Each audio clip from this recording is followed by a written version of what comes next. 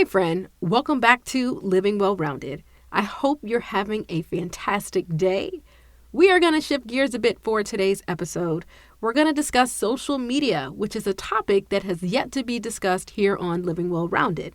I'll be honest, I'm not the biggest fan of social media at all. My friends and my family, they will tell you that I just really don't like social media. I like real life interaction. However, if you're like myself, we cannot deny the many blessings that can come by way of social media, such as connections, relationship building, a break from the real world every now and again, and just being a great marketing tool for small business owners. So I invited our guest, social media strategist Katie Love, on the show to share her years of expertise on all things social media. We dive deep into do's and don'ts and tips to help you rock it out on the gram. Are you ready to level up your social media skills and presence? Then you're in the right place. Hang tight. Hey there, friend. Welcome to the Living Well Rounded podcast, a curated space for those of us seeking an intentional life filled with grace, passion, and purpose. I'm your hostess, Jamira, wife, mama, life and biz coach, educator, dessert fanatic, and on the ultimate mission to get you closer to your idea of what it means to live well-rounded. Right here is where you'll find exceptional resources, noteworthy tips, community, and relatable stories, no matter what season of life you're in. Take a break, cozy up, hang out with me for a bit, and let's dive in. All right, friend, I am about to invite Katie to the mic, but before I do that, I want to read her expert bio. So Katie is an expert social media strategist and the founder of Love Social Media. She's helped numerous businesses turn followers into real leads and sales. Katie started her career working on TV stations across the country, covering high-profile murder cases, natural disasters, and presidential elections. As a news reporter, she learned to tell stories and now uses her ability to share information in an engaging way with her clients. Her business, Love Social Media, was recently named the top 10 social media agencies to watch in 2021 by Yahoo Finance. Katie currently resides in Florida with her husband, Aaron, and her daughter, Adley. Welcome, Katie, to the show. Hi, Katie. How are you? I'm doing great. I recently moved to Florida, so enjoying the sunshine. How are you? I'm good, and it's actually like the perfect fall day here in DC, so I will take it. I will take it. I will take it. Where are you relocating from? Pittsburgh. Oh. So going from all the seasons to none of the seasons. That's it. It's a big difference. It is, but I grew up here and it's close to family. And after having a daughter, I just really wanted to, be near my dad and my sisters. I love it. I love it. Family first, always. Well, we know where you live. We know you have a daughter, but can you tell us a little bit more about yourself, your company, and all the things that you have going on? Absolutely. So I started my career as a TV news reporter. It's what I grew up, even from a young girl, thinking this is what I want to do. And I traveled across the country working for different TV stations, covering crime, politics, natural disasters. And about 6 or 7 years in, I really realized the way people were consuming news was more instantaneous. Of course, there's news will always be important, but the value of social media became really apparent. So about 2 weeks before starting a new news reporter job, I quit. Oh, wow. Yes. So this was a huge pivot and life decision. And I suddenly had clarity that I was ready to walk away from all of it. And I decided to go out on my own and start my company, Love Social Media. Wow, that is so brave, especially when you had a new job on the horizon and you were ready to step into a new position. And then you're like, know what? I'm going to pivot and do something that brings me joy, which I am all about. And so you are a social media strategist, as you just mentioned, and I am a business coach. And I have dozens of clients and friends who just don't like social media. I'm raising my hand, very high, but a lot of people don't say that I don't like social media. I'm one of the people that will say it, but I respect the importance of it. And it has been a blessing for me in other ways. But I'm curious to know, what advice would you give someone that is feeling the overwhelm of social media, trying to keep up with all the platforms and all the things? So, number one, it can be definitely a shared feeling of stress and overwhelm when it comes to social. But what we have to remember is that it's the best way to communicate, especially when we saw the pandemic, and suddenly we couldn't be face to face. So, if you own a business or a brand, it is a must. But something to think about is how can you have fun? And that sounds crazy, right? Like, how can you have fun during social? But finding something that brings you joy, like you said, and focusing on it. If you try to do all the things at the same time, that can be very overwhelming. So start small. Pick one thing a week that you want to accomplish. So maybe your goal, and you feel like your target audience is on Instagram and you're really inconsistent with posting. You'll post a lot for a few months and then you'll go dead silent after that. So maybe your goal is to consistently post 2 times a week for 3 months. That way people know what they can expect from you, that you're showing up on the platform consistently. So having small goals like that you can then hit and then move the target. And so maybe the next goal is, I want to try Reels, which is a new emerging, really popular way to communicate through video. And so then maybe your goal is, I want to do one reel a month. And so kind of taking it step by step versus looking at it from the big picture and just saying, I can't even jump in because there's so many things I have to do.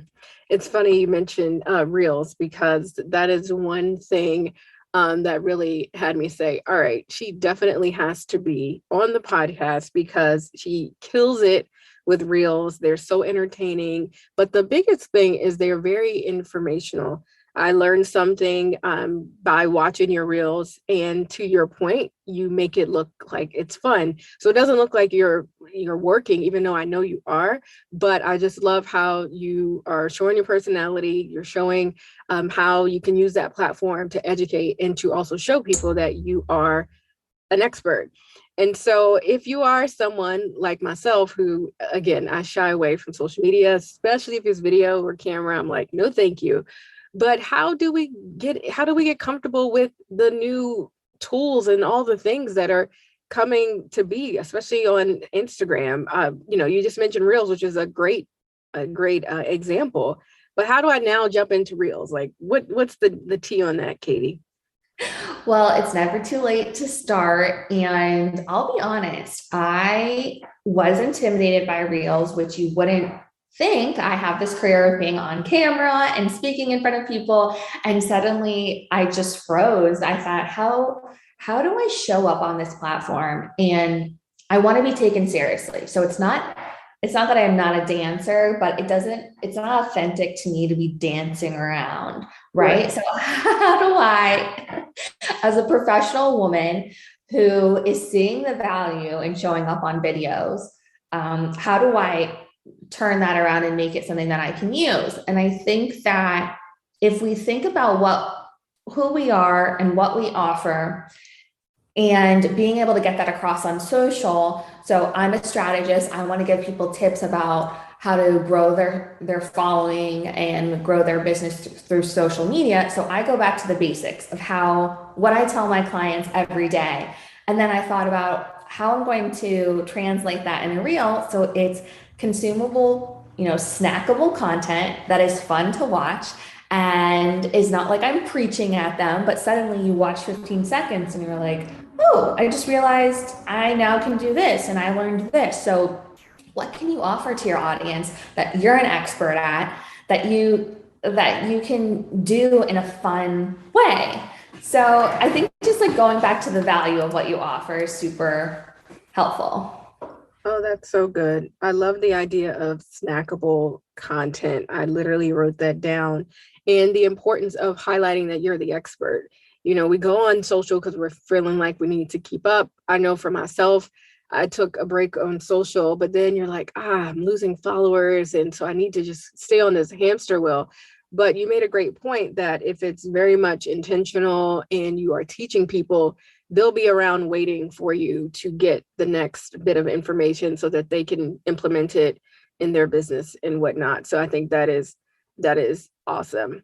And so I just mentioned that like I said, was not on social for a bit, and that hurt my engagement somewhat. But for someone that is on and they're consistent and whatnot, I have had clients that feel like they're not moving the needle forward. They're not getting the followers and the engagement. So what are some things that stand out that are red flags that may be hurting your engagement? So that's a great question. Everyone's always looking to boost their engagement. And I think that if you've got the consistency down, that's number one. Then you have to look at the content portion of what you're doing. Is it interesting? Is it entertaining people? Is it informing your audience? And what I say is go into your analytics, look at the insights. If you look at the last 6 months, what were your top 3 performing posts? So what's interesting about my audience, and I'll just use my brand as an example, is when I look at my top performing post, obviously number 1 is my baby girl, because everyone wants to see pictures of her, but I can't post baby pictures all the time, even though I definitely would. But number 2, I noticed that it was empowering quotes for other female entrepreneurs that they read and felt like, yes, I'm going to go slay the day. I'm going to go accomplish what I want to accomplish. Those quotes had really high shares. And so the way that, really molded my strategy moving forward is adding more quotes. So you might look at your top 3 or top 6 posts from the last 6 months and see something you didn't realize. Maybe video is performing better than you thought and you want to jump on that. Maybe it's your quotes, maybe it's your carousel photos, having 3 or 4 more pictures in there sometimes really boosts engagement. The other thing is that I always say this, to get the love, you got to give the love. So you can't expect to just post and not get anything back or get comments and likes back if you're not engaging with your community. So spending time on the app, commenting, liking, really authentically engaging with people inside of your community or your target audience is going to help you move the needle. Oh, that's so good, because you're right. I will try to, comment and like and do all the things. And I pay attention to the people that comment and like on mine. So I definitely try to do the same and show them some love and support, because they actually stop to take the time to do the same for me. And so I just think if we all just spread the love all around, everybody wins. So that's such a great point there. And also love the tip of the quotes. I try to do like a Monday motivation type of thing when I am active on social. And you're right, people will repost it, they'll share it, it'll be something that I'll see move it around when I am consistent with being positive and putting all that kind of stuff out there. So such great tips there. So Katie, what tools are your favorites for managing social media and planning out your content? I have tried every scheduler in the sun, and I'm not sponsored by Later.com, but they are my favorite. We manage all 30 of our clients on the platform. You can use the free version, which gives you up to 30 posts a month. So it's really accessible. And then if you do want to do the paid version, it's maybe like $15 a month. So it's pretty cheap. But the reason I like it is that it's really visual. So for Instagram in particular, you're able to see your feed ahead of time. So it looks branded and authentic, and maybe you want to move a graphic or a photo around, you get analytics. It's a drag and drop platform. So that's one of our favorites. The other one that we love that a lot of people don't know about is Metricool. Metricool is an analytics platform. A lot of them can be really expensive. I'm talking about like $500 or $600 a month. And Metricool is $10 or $15. You get these really amazing graphics. It gives you an overview of your audience, who you're talking to, who you're connecting with, your top performing content, the hashtags that are resonating with people. You can even look at your competitors to see what their engagement is like versus your engagement. So having a scheduler, analytics tool, and then the third one I would say is everyone knows about Canva, and Canva is amazing. But to add a little extra, I would say, zhuzh to your stories, we love the apps In Stories and Mojo. Mojo is Mojo. They create really amazing animations. The templates can be moving, like your photos in and out. The fonts are really fun. So I think those four are my favorite. And I actually have one more. Okay, I'm full of tools because we use them on the daily. Give them The to last one, Let's yeah, the go last on one is Splice. Splice is an easy editor. I come from a video editing background. I've used Final Cut. The women on my team are not editors, but they have found that Splice is really easy when we're trying to put two or more clips of videos together. If you want to add transitions, or maybe in between the videos you want to see like a blur or a fade, and so that's our favorite editing tool. Oh, these are so good. And I'm familiar with Mojo. I use that one every now and again. And I'm definitely going to check out, what do you say, Metricool and Yeah. Splice and all the things there. And I'm going to share them in our show notes. So I got you guys covered there. So you can also check out Katie's tools and resources, because we're all going to be up leveling as we get into a new year. So I love that. I love that. So let's switch gears a bit, because your company also, you guys deal with influencers and marketing and whatnot. And so I'm curious to know there, how would one get started dabbling in the influencer space, since it's such a popular thing right now, and there's lots of money that can be made if it's done right. So how do we get started, Katie, getting into that space? So I think a lot of people see the glamour of being an influencer. And maybe for you and I, who are moms, I remember the first time I saw a woman say she got her entire Disney trip paid for, just Okay. just to talk. I know, just to talk about Disney. And I had this one, I was like, ooh, I'm in the wrong business. This is cool. But, but when you take a step back, you realize that the work that goes into it. And I think that when emerging influencers don't realize is that it is time consuming and you've got to make the commitment. So I have a friend who is a beauty blogger, and she also left her job as a news reporter and just loved all things makeup. She's so talented at doing her makeup, but she was starting from zero, right? She had no followers, no platform. And what she did was really commit to posting like 3 or 4 high quality videos a week. She invested in a nice camera. She taught herself how to edit. And every week, that she would be doing these reviews on certain product lines, and she wasn't getting paid for it. But she knew what she was talking about, very smart, very knowledgeable. And then she started to build her following.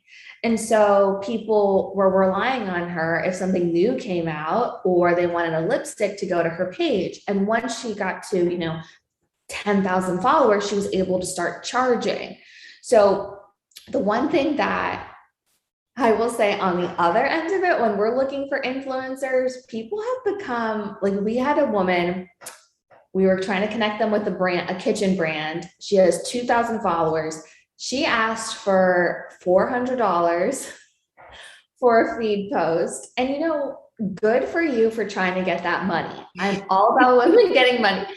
But if you don't have a lot of followers, you've never had a brand partnership, consider doing the first round in exchange for product, build up your portfolio, and then you can start charging that money. Mhm. Because if you don't have examples of brand partnerships that you've done, it's going to be difficult to start charging more. The other thing that is really helpful is using platforms like Obviously, and I'm of course blanking on them, but if you Google influencer platforms, you can put all your information into them, whether you have kids, whether you have pets, and then they can start to connect you with brands. And because when I had a kid, I was like, well, you know what? I could get some free stuff for her. So I inputted myself into like this system, and now I get offers. Like her high chair was for free and in exchange for posting. So just kind of putting yourself out there is best. Oh, wow. That's such great advice there. And I'm definitely going to be looking into the platform you mentioned as well, because I love how you said, good for you trying to get that money, girl, but reel it in, reel it in. But I do respect the fact that you have to do the work and prove yourself and definitely show people that you are, for exchange, you're able to bring some business to them. I mean, it's a give and take relationship there. So that makes total sense. And so you, as you mentioned, you're a mom, I'm a mom, and we are very, very busy. And so I am curious to know, as far as social media and planning and doing all the things, how does having a plan and making sure you know what you're posting and all that, how does that help on a day-to-day basis so that you can make time for the things that matter most? Because again, we're all still trying to market and put our business out there and whatnot, but it's time consuming, but we don't have a lot of time. So how does one manage and we don't use the word balance on the show, but how does one make it all happen without, sacrificing too much? I love that you don't use balance because it's never there and has never been there for me. No. But I will say that if you can devote, like I ask my clients, can you give 1 hour, like 1 hour a week or every other week, when you're in this creative mindset, when you're, feeling like the ideas are coming, and you take 1 hour to plan out that week's post or the next 2 weeks, you can be amazed at how much content you can knock out when you're batching. And something that I do is during the week, I'll save trending audio from Reels. I'll write in my notes ideas that I have. And then on a day that I'm feeling inspired, I batch, I start shooting maybe 4 or 5 videos that I can use for later. The problem that we get into is if we wait for the creativity and we don't have anything planned, then you're feeling stressed. Like, oh, I haven't posted in a few days. I need to post. But what do I post? I don't know. And then what happens? You don't end up posting. Me, raise his hand. Yes. So taking the time to not put your pressure on yourself for that day to be posting, but maybe you're saying, okay, next week I'm going to come out strong and I'm going to schedule on Later or Plan or Hootsuite or whatever scheduler you love, or even the back end of Facebook now has a great scheduler. And I'm going to, write up my captions, schedule my photos or videos, and then you can walk away, right? You can be done. So true. And I've done that. And to your point, I work better when I batch and I'm in the zone. And instead of every day opening up the app, trying to piecemeal it together, I'll try to post. And especially if you're a person that posts during the weekday, I'm not on social on the weekend. It's really not that many posts when you really break it down. If you're posting 2 to 3 times a week, it's only 4 weeks in a month. It's not a lot of content you really need to put out there. So I try to think of it as, bite size, as you mentioned, and not the overwhelm of, oh gosh, I need all of this stuff for the month. You really don't when you break it down. It's not as daunting. So stop with the excuses, you guys. Come join me and we're going to get our plan together. That is the goal. And so, Katie, I mentioned earlier, we do not use the word balance here on the show. However, you are running a business, you have a team, you're a mom, and all the things. And so what is your definition of living well-rounded? What does that look like for you? That's a great question. Again, coming in with all these, well formulated questions. I feel like that living well-rounded means being present when I'm doing a certain task. So whether that is watching my daughter, put the same spoon in the bowl 30 times and just watching her develop and grow, and I'm present and I'm not on my phone and I'm not working. But when I'm in work mode, okay, doors closed, no one's coming in here. I'm getting, what I need to done for the day. I'm having my team meetings and I'm present in my work and being a boss. And at the beginning of becoming a mom, I was not, I felt like I was failing in both because I was not present in either. When I was with my baby, all I could do was think about work. And when I was, working, all I could do was think about my daughter. So, and it's not that I still don't feel that way. I still feel torn and it's still extremely hard, but I just try to really split up my day where I'm spending, the first few hours of her waking up at 5 a.m. to 9 a.m. and I'm with her, but then 9 to 5, it's like mommy steps into her office and she does not exist. Right. Mom is not here. Right. And I'm working and I'm grinding. And, some moms really don't have the luxury of having care. Something that's a little bit unique about our story is that my husband, who used to be a news reporter, left his career to watch our daughter. Just financially, it made more sense. My business is really thriving. He has, the passion to be with her and to help her develop. And frankly, a lot of people still don't get it. And it's very sexist. And you wouldn't think that it would be, but it's you're like nodding your head, but it is. No, it's funny because I have a few friends in the creative space where they're running these amazing businesses. They're serving people so well and they're making money on top of money. And their spouse, partner, husband, whatever, quits the job to hold down the fort. And it's funny that I'm seeing it more and more each and every day. And so my husband always joked that that's his dream job, to be a stay-at-home dad. He was like, I would switch roles in a heartbeat. And so it's just amazing that if you're the person in the season in your family that is able to make the money financially, but there's someone else that can provide the support, that's a match. That's to me the definition of a partnership. You stepping up and stepping into your space for the better good of the team. And I think that is awesome that you guys are able to do that. Thank you. I really appreciate it. It's really worked out. And I think the other thing that we've both been open to is maybe at one point he feels like he wants to step back into his career, and that's okay too, right? Nothing's final.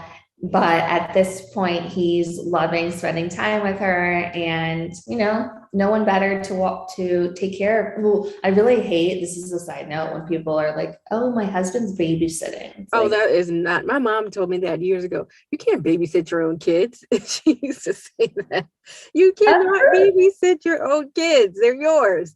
Right. Correct. It's crazy. Oh man.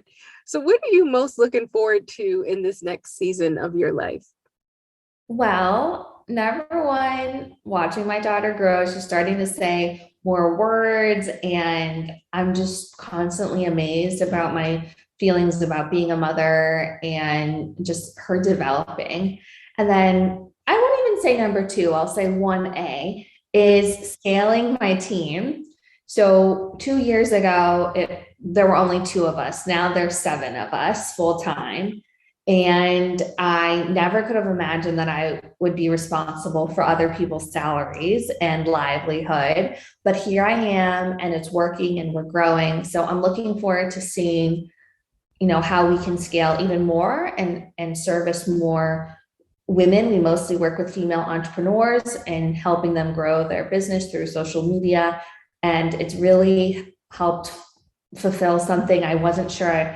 Leaving the news where you feel like you're doing some sort of service by giving people information. I didn't know if I was going to fill that again, but it does feel filled in my life because I'm helping other women, grow and scale their businesses too. I love that so much. And that's congratulations on the growth and just where your company is headed and all the work that you are doing. That is awesome. Awesome, awesome. Thank you. Thank you. So, Katie, we are going to move into the rapid fire this or that segment of our show. And so I have a few questions for you. You just answer the first thing that comes to mind so we can get to know you a little bit better on a more personal level. Are you ready? Yes, I am. All right. The question that I love asking is, if you could hire a personal chef, a once a week cleaning service, or a personal driver, which would it be? Definitely a chef. I despise cooking, and Wow. I would literally, I'm like, I can't justify spending 30 minutes making a meal that takes me 5 minutes to eat. I don't know why, like it just doesn't compute. So chef all day. That is hilarious. I love cooking when the time I do. I love cooking and baking, but I never thought about it like that. All about So, the productivity. oh Yeah. my God, I've never thought about it like that. If you could work with any celebrity, who would it be? I love Reese Witherspoon. Mm, She is someone who has really broken down barriers for women in the entertainment industry. She, just like for a little background, she finds these scripts from female authors, and she's really created more spaces for female actresses to have lead roles and not just be the wife or the side part. And so then she launched her company, Hello Sunshine, and I'm just amazed at everything that she continues to do. So she would be my dream partnership. I have yet to meet a person who doesn't like Reese Witherspoon. She's like everything, and I'm loving the morning show and all the other stuff that she's has launched through the pandemic. So she's definitely a treat to watch as well. So, Netflix or YouTube? Netflix, 100%. I feel like YouTube's a little bit of the Wild West, and I like to have my, recommended shows of where, Netflix Big Brother is like watching everything I'm consuming, and then they're telling me what else I can watch. Yeah, YouTube is a great way to put it. Wow, wow, West. It is definitely an adventure, and you can go down a rabbit hole very quickly Yes. on YouTube. So, European vacay or a Caribbean getaway?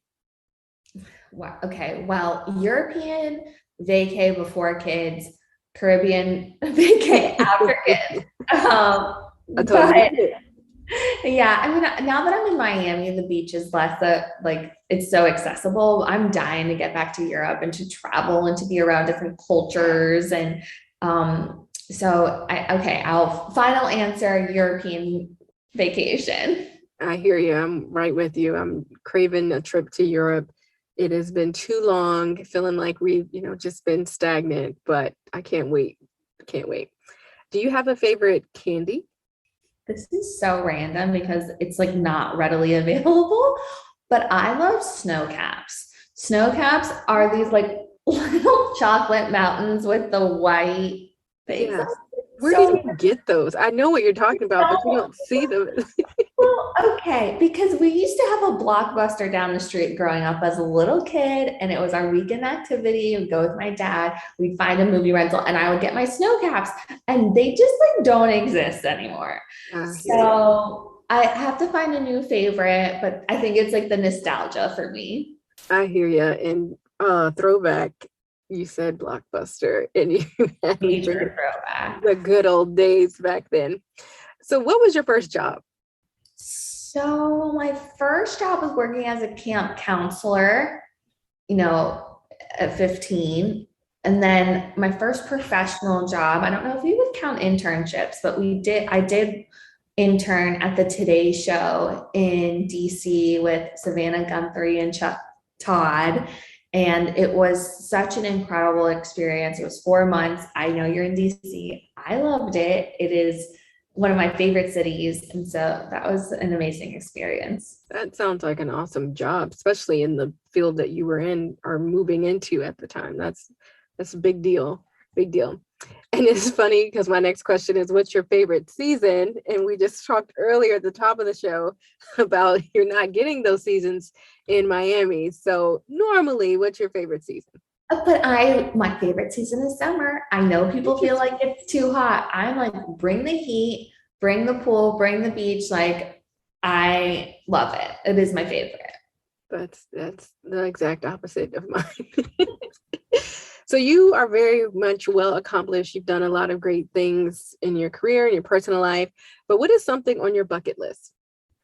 Something on my bucket list, professionally or personally? Whatever you got, just give it to me. Okay. Wow. I mean, I personally would love to go just travel more. I would love to go to Asia and Indonesia, and there's so many places I want to go. And then professionally, I'm always thinking about ways to make more money. I dream about money. I want more money. I want to pay my team more money. So, I love it, Katie. I love it. yes, that's what I dream about, just money falling from trees. Oh man, I love it. And I just love the drive. I honestly do. And I love how you mentioned you want to pay it forward. So pay your team. It's not like you're like, give me all the money. You want to make sure everyone around you is taken care of. And I think that speaks volumes about the person that you are. So that's awesome. So Katie, where can our well-rounders find you on the web? You can find me at Katie Love Social across all social media platforms. Our website is loveyoursocialmedia.com. You can also follow our business page where we're putting out tips all the time on social media at Love Your Social Media. Yes, you guys, her IG is popping, so make sure you go check it out, get some tips, and let Katie know that you heard her here on the podcast. Thank you, Katie, for sharing with our well-rounders. I'm amped up. I'm ready to implement. I got my notes ready to go. And so I'm going to start tracking analytics and all the things and definitely make it social media a priority in the new year. And friends, if you learned something today as well, make sure you leave us a review and slide into Katie's DMs and let her know that you learned something from her today as well. And I think we are good to go because I've got some work to do. But until next time, friends, I want you to stay safe, stay positive, and focus on what matters most. Bye. Thank you so much. Thanks for kicking it with us, Well-Rounder. Share this goodness with your squad and drop us a quick review. Get notified of new episodes by hitting the subscribe button.